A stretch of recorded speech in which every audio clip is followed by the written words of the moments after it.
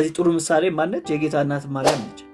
ጌታ ቢፈቅድ ከዛ ቁጥር 16 ላይ አሁን ግን በትዕቢታችሁ ትመካላችሁ፣ እንደዚህ ያለ ትምክህት ሁሉ ክፉ ነው። ምን ማለት ነው? ለአንድ ክርስቲያን፣ ለአንድ የመንግስቱ ዜጋ አማኝ እንደዚህ አይነት ንግግር ክፉ ነው። አይጠበቅም። ጌታ እያለን እንዴት ነው በራሳችን የምንመካው? ይሄ ሊሆን አይገባም። ያውቁ። ስለዚህ ሁሉ ጊዜ እኛ መልመድ ያለብን ነገር ይሄ ነው። ፕሮግራም ስንይዝ፣ ፕላን ስናወጣ፣ የሆነ ነገር እናደርጋለን ስንል ቢፈቅድ ጌታ ቢፈቅድ። እኛ ብዙ ጊዜ ጨርሰን ሁሉም ነገር ላይ የራሳችንን ውሳኔ ሰጥተን እግዚአብሔር አድርግልን ነው አይደል? በቃ እንዲያደርግ ነው ምንጸልየው። ጸሎት ፍቃዱን መጠየቂያ ነው። ግን ብዙ ጊዜ እኛ የፈለግነውን ብቻ እንዲያደርግልን ስለምንፈልግ ጨርሰን ነው ምንጸልየው። ግን ፍቃዱን መጠየቅ አለብን። ፍቃዱ ምን ማለት ነው? ይሆናል ወይም አይሆንም ነው። ሁለቱ ነው ሊሆን የሚችል። ስለዚህ ይሆናል ብቻ ሳይሆን አይሆንም ሲለን እግዚአብሔር ለመስማት ዝግጁ ነን። ነገ እንሰራለሁ ስንል ያንተ ፍቃድ ይሁን ስንል አትሰራም ነገ ቢለን እግዚአብሔር ዝግጁ ነን ወይ ለመቀበል? እሱ ላይ ነው በጣም ጥንቃቄ ማድረግ ያለብን። ማወቅ ያለብን ነገር እሱ ነው። ጸሎት ፍቃዱ መጠየቂያ ነው እንጂ ያንተን ጉዳይ ማስፈጸሚያ አይደለም። ብዙዎቻችን እንደዛ ነው የምናደርገው። የእኛን ጉዳይ አስፈጻሚ ነው የምናደርገው። በቃ እኔ ጨርሻለሁ ምናምን ነገር፣ ስለዚህ አድርገው ነው ስንጸልይ። ለሱ አይደለም ስንጸልይ ፍቃዱን መጠየቂያ ነው። እኔ እንደዚህ አስቤያለሁ፣ ያንተ ፍቃድ ምንድን ነው ብለን እንጠይቃለን። ለምን? እኔ የራሴ አይደለም። እኔ ምን አለኝ? ጌታ አለኝ። ስለዚህ ጌታ የሚነግረኝ የጌቴን ፍቃድ ነው እንጂ ማደርገው የራሴን ፍቃድ ላደርግ አይገባም። ስለዚህ የኔ የሆነ ነገር ምንም የለም። እኔ ምንድነኝ? ባለአደራ ነኝ። በምን ውስጥ? በእግዚአብሔር መንግስት ውስጥ። ስለዚህ ኢየሱስ ጌታ ነው ስንል ሁለት አይነት ሰዎችን ማየት እንችላለን። የመጀመሪያዎቹ ጌትነቱን ይመሰክራሉ ግን የማይገዙ ናቸው። ጌትነቱን ይመሰክራሉ ግን አይገዙ። እንደማ ከተባለ እንደዛ ባለጸጋ ቅድም እንዳየነው ማቴዎስ ወንጌል ላይ፣ ማርቆስ ወንጌል ምዕራፍ 10 ላይ ያለውን ሐሳብ ባነብላችሁ ጥሩ ነው። ነገር ባይን ስለሚገባ ቃሉን ብታዩት ደስ ይለኛል። ምንድነው የሚለው? ማርቆስ ወንጌል 10 ላይ ያ ባለጸጋ የሆነው ሰውዬ ምንድነው የሚለው? ይህን ሁሉ ከሕፃንነቴ ጀምሮ ጠብቄያለሁ አለው አይደል? ኢየሱስም ደርሶ ተመልክቶ ወደደውና አንድ ነገር ጎደለ፣ ሂድ ያለን ሁሉ ሽጥ፣ ለድሆችም ስጥ፣ በሰማይ መዝገብ ታገኛለህ፣ መስቀሉንም ተሸክመና ተከተለኝ አለው። ነገር ግን ስለዚህ ነገር ፊቱ ጠቆረ። ለምን? ብዙ ንብረት ነበረውና፣ እያዘነም ሄደ። አያችሁ? አሁን መጥቷል። መምህር ሆይ ብሎታል እኮ ተቀብሎታል። ግን ኢየሱስ የተናገረውን ነገር መቀበል አልፈለገም። ለምን? ብዙ ንብረት ስላለው። ስለዚህ ይሄ ሰውዬ ኢየሱስን ምንም እንኳን እንደ መምህር እንደ አንድ ረቡኒ ቢቀበለው ግን በንብረቱ ላይ ግን መምህር አይደለም፣ አልተቀበለው። ባለው ነገር ላይ ኢየሱስ የሱ ጌታ አልሆነለትም። በአንደበቱ ብቻ ነው የተቀበለው። ኢየሱስ በአንደበቱ ብቻ ነው የተቀበለው። ስለዚህ ፊቱ ጠቆረ። ለምን? ብዙ ንብረት ነበረውና፣ እያዘነም ሄደ። ኢየሱስም ዞር ብሎ አይቶ ደቀ መዛሙርቱን ገንዘብ ላላቸው ወደ እግዚአብሔር መንግስት መግባት እንዴት ጭንቅ ይሆናል አላቸው። ለምንድን ነው ጭንቅ የሆነው ገንዘብ ላለው ሰው ከተባለ ገንዘብ ላይ ኢየሱስን ጌታ ለማድረግ በጣም ብዙ ሰው ስለሚቸገር፣ ምንም የሌለውማ በጌታ ሰላም ምንም ሳይጨነቅ በቃ ይሄዳል። ገንዘብ ያለው ገንዘቡ ላይ ኢየሱስን ጌታ ለማድረግ በጣም ይቸገራል። አሁን አያስፈልግም እያለ አይደለም ጌታ እዚህ ጋር። ገንዘብ ግን እንደዚህ አይነት ሰው ይቸገራል።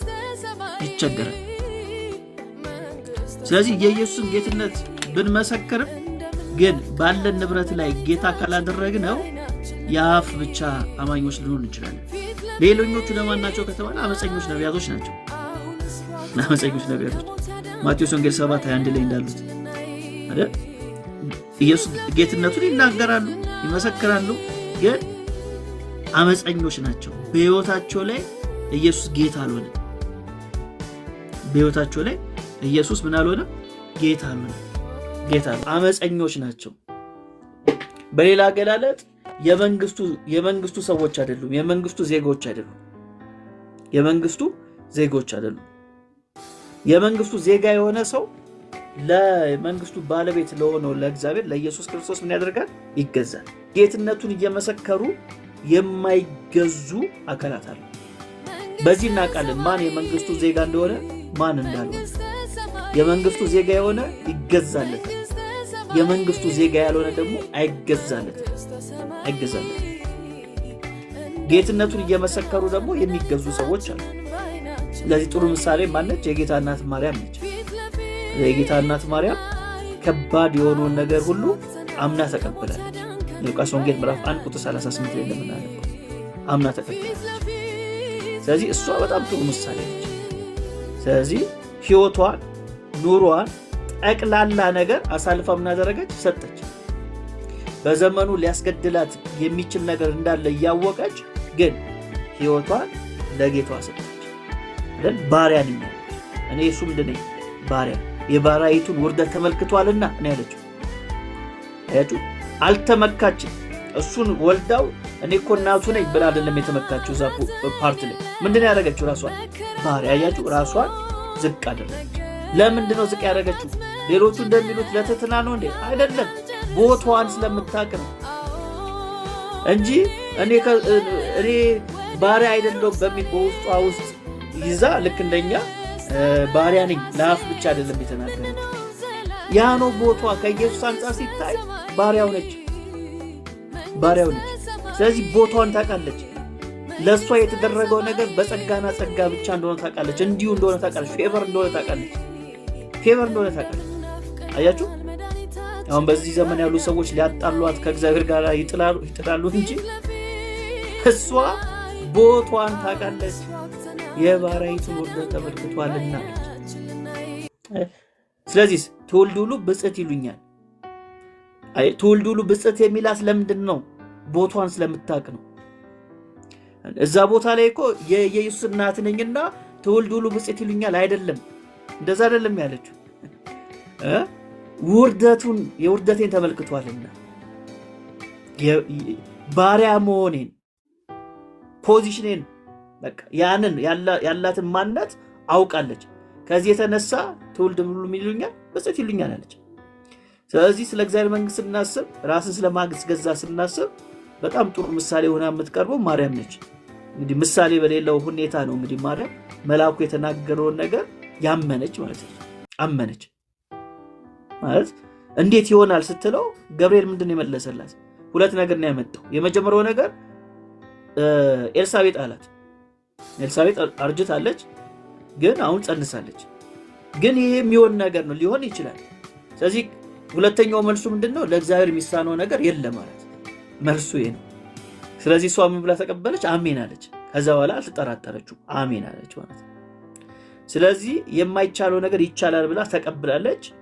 ጌትነቱን በህይወቷ መሰከረች ማለት ነው። ጌትነቱን በህይወቷ መሰከረች። ስለዚህ ኢየሱስ ጌታ ነው ስንል የህይወታችን ጌታ መሆኑን በዚሁ መገንዘብ ያስፈልገናል። ስለዚህ ኢየሱስ ጌታችን ከሆነ የፈለገውን ነገር የማድረግ መብት አለው። እሱን ነገር በጣም ልናሰምርበት ያስፈልጋል። የፈለግነውን አይደለም፣ የፈለገውን ነገር የማድረግ ሙሉ ለሙሉ መብት አለ። ሙሉ ለሙሉ ባለስልጣን።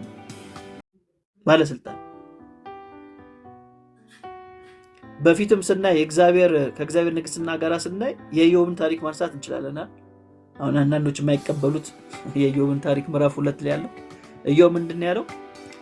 ልጆች ሞቱ ሲባል ወንድ ልጆች ሴት ልጆች ሞቱ ተባለ። ከዛስ ንብረት ጠፋ ወደመ ተባለ እና ያደረገው ነገር አንድ ነው። ምንድን ያለው? እግዚአብሔር ሰጠ፣ እግዚአብሔር ነሳ፣ የእግዚአብሔር ስም የተባረከ ይሁን። ለምን? ቅድም አይተናል መዝሙር 103 ላይ እግዚአብሔር ንጉስ ከሆነ መንግስቱ የሱ ከሆነች እግዚአብሔር ምን አድርጎ አመስግኑ ይላል። ስለዚህ ልጆቹን የሰጠው ማን ነው? እግዚአብሔር ነው። ንብረቱን የሰጠው ማን ነው? እግዚአብሔር ነው። ስለዚህ ምን አለ? እሱ እኮ ነው መጀመሪያም የሰጠኝ፣ የኔ አይደሉም። እኔ በወልዳቸውም ልጆቼ የኔ አይደሉም። ስለዚህ እግዚአብሔር በፈለገው ጊዜ ልጆቼን ወደ ራሱ ወሰደ፣ ንብረቴን በራሱ ጊዜ አጠፋው። ስለዚህ የእግዚአብሔር ስም የተመሰገነ ይሁን። የእግዚአብሔር ስም የተመሰገነ ይሁን። እንግዲህ ኢዮብ እንግዲህ ቀድሞ በአባቱ ዘመን የነበረ ነው። አሁን በአዲስ ኪዳን ስንመጣ እኛ እንደዚህ የማለት አቅም አለን ወይ? አለን? በነገራችን የቅድም ካነበብነው ከያዕቆብ 4 ጋር ይገናኛል። ጌታ ቢፈቅድ ይህን እናደርጋለን በሉ። ከዚህ ያለፈ ነገር ትዕቢት ነው አለን። የማድረግ አቅም አለን ወይ? አለን ወይ? ማለት ከሀዘንም አንጻር አባት እናት ስናጣ፣ ልጅ ካለን ልጆቻችን ካጣን አይሆንና ባለትዳሮች ከሆንን ሚስታችን ወይም ባሎቻችን ካጣን እንዴት ኢዮብ በቆመበት መንገድ ልንቆም እንችላለን ወይ? እሱማ ማስተዋል አለብን።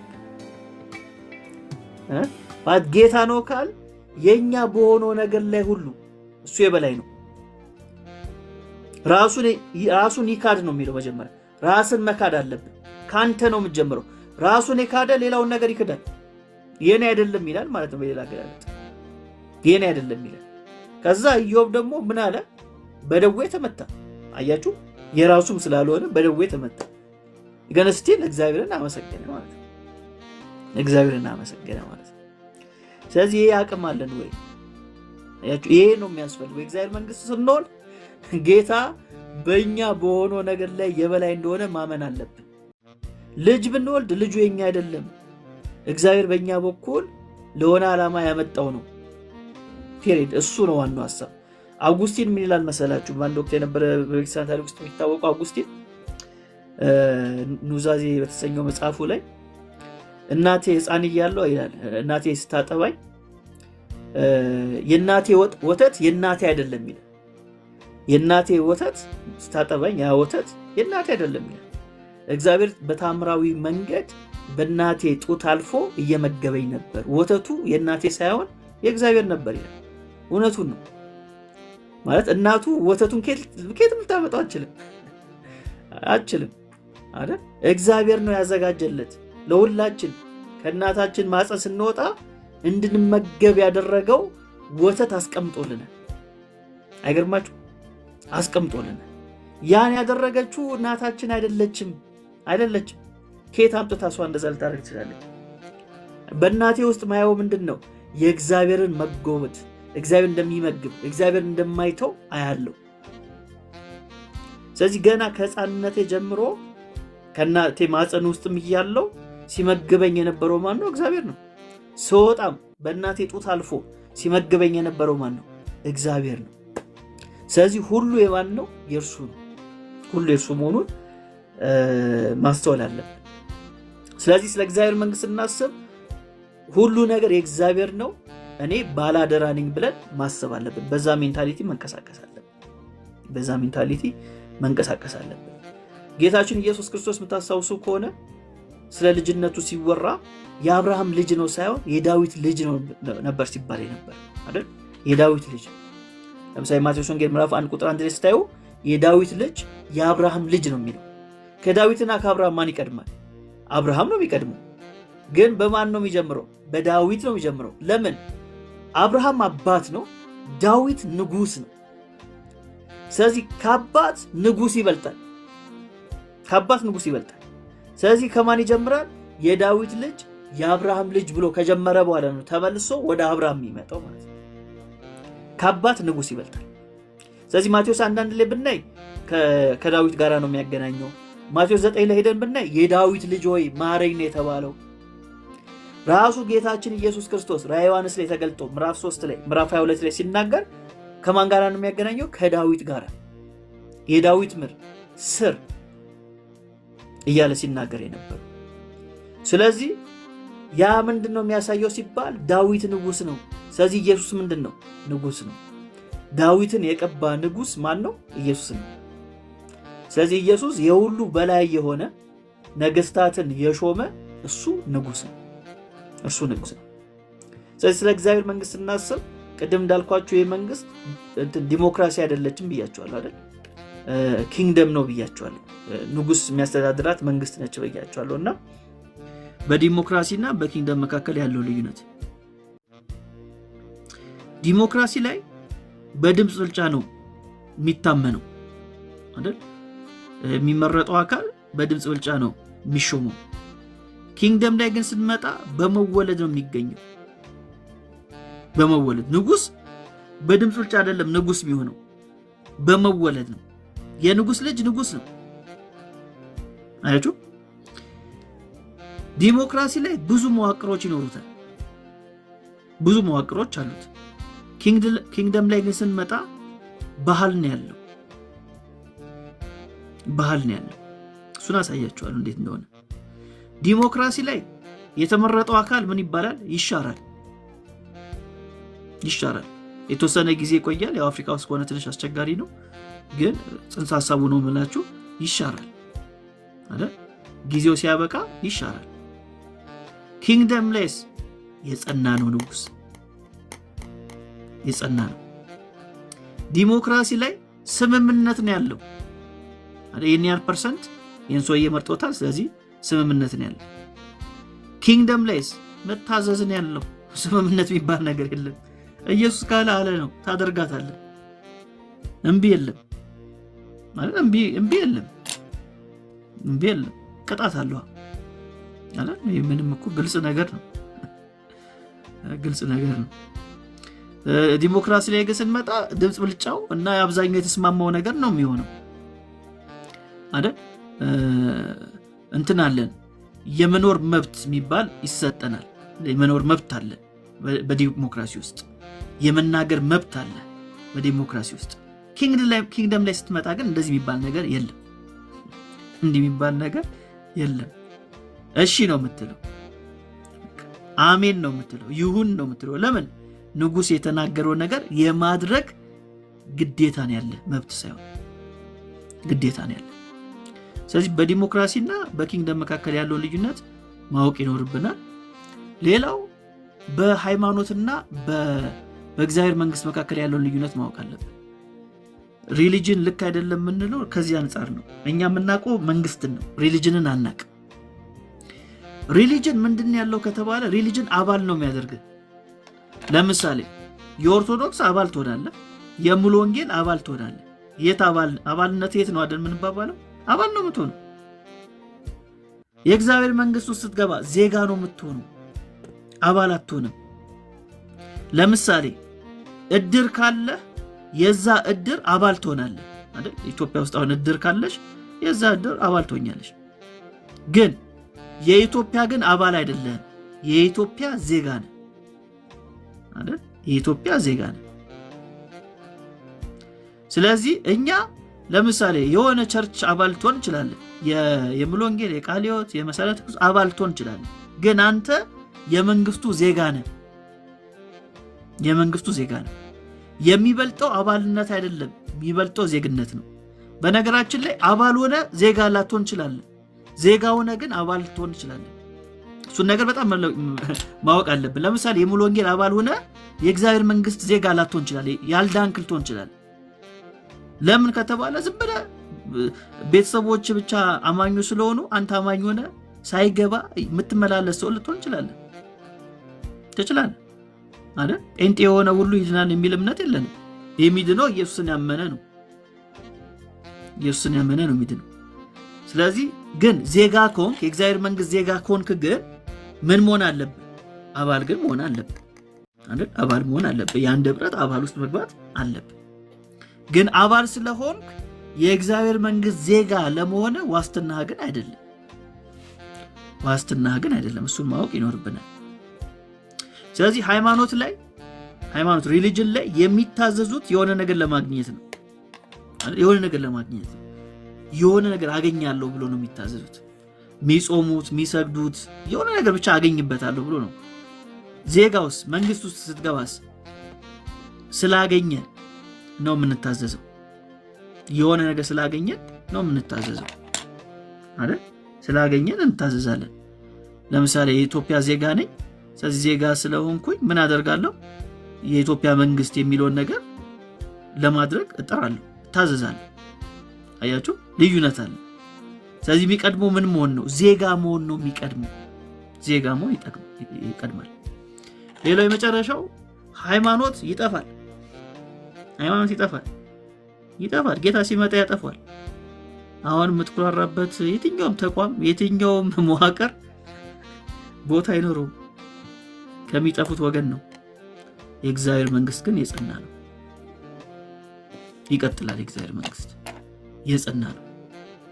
ስለዚህ ከዚህ አንጻር የእግዚአብሔር መንግስት ዜጋ መሆን እጅግ አስፈላጊ ነገር ነው። እጅግ አስፈላጊ ነገር መሆኑን መረዳት አለብን። ኢየሱስን በተመለከተ መጽሐፍ ቅዱሳችን ላይ የምናገኛቸው ሀሳቦች ከንግስናው ጋር ነው የሚገናኘው። የዳዊት ልጅ እየተባለ የተጠራበት ራሱ አይደንቲፋይ ሲያደርግ ከዳዊት ጋር አገናኝቶ ዮሐንስ 3 ላይ ቅድም እንዳየነው 22 ላይም የዳዊት እያለን የተናገረው ለምንድን ነው እንደዛ የሆነው? ማለት ከዳዊት አብርሃም ይቀድማል አይደል? ራሱን አይደንቲፋይ ያደረገው ግን ከዳዊት ጋር ነው። ለምን ከተባለ ዳዊት አንደኛ ንጉስ ነው። ዳዊት ንጉስ ነው። ከዛ በኋላ ደግሞ በዛ ዙፋን ላይም ደግሞ ኢየሱስ ምን ያደርጋል? ይነግሳል። ስለዚህ ንግስና ከአባትነት ይበልጣል። ለምን ከተባለ ንግስና ምንድን ነው? ሹመት ነው አይደል? ማዕረግ ነው በሚሉት ያዙት አይደል? ማዕረግ ነው። ስለዚህ ማቴዎስም ሲጀምርልን ምን ብሎ ነው የጀመረው? የዳዊት ልጅ የአብርሃም ልጅ የኢየሱስ ክርስቶስ ትውልድ መጽሐፍ ነው ያለው። ከዛ በኋላ ነው ቅድመ ተከተሉን ሲያመጣ አብርሃም ይስሐቅን ወለደ፣ ይስሐቅ ያዕቆብን ወለደ እያለ ነው የሚቀጥለው። ከዛ እሴም ንጉስ ዳዊትን ወለደ። ተመልከቱ፣ እሴም ምንድን ያለው? ንጉስ ዳዊትን ወለደ። ለምን? ንግስና ትልቅ ቦታ አለው አይደል? ትልቅ ቦታ አለው እና ዳዊት ጋር ስንመጣ ዳዊት ከማንነቱ ጋር ከፖዚሽኑ ጋር ገናኝቶ ነው የተናገረው። ቁጥር 6 ላይ ንጉስ ዳዊትን ምን አደረገ? ወለደ። ዝም ብሎ ዳዊትን ወለደ ብሎ ማለፍ ይችላል፣ ልክ እንደ ሌሎቹ። ግን ንጉስ ነውና ንጉስ ዳዊትን ወለደ። ሲጀምርም የዳዊት ልጅ ብሎ ነው የጀመረው። ለምን? ንግስና ይበልጣል። ይሄ ራንክ ከፍተኛ ራንክ ነው። ስለዚህ እግዚአብሔርም የሚጠራበት ነው ንጉስ የሚለው ማለት ነው። ስለዚህ ንግስና ከአባትነት ይበልጣል። በዚህ ምክንያት ጌታችን ኢየሱስ ክርስቶስ ከማንነቱ ጋር ስናይ የዳዊት ልጅ እየተባለ ሲጠራ ነው የምናገኘው። የዳዊት ልጅ እየተባለ ነው ሲጠራ የምናገኘው እና ከዚህ አንጻር ነው ልናየው የምንችለው። ጌታ 3 ዓመት ከ6 ወር ያስተማረው ትምህርት ከዛ ለ40 ቀን ያስተማረው ትምህርት ነው።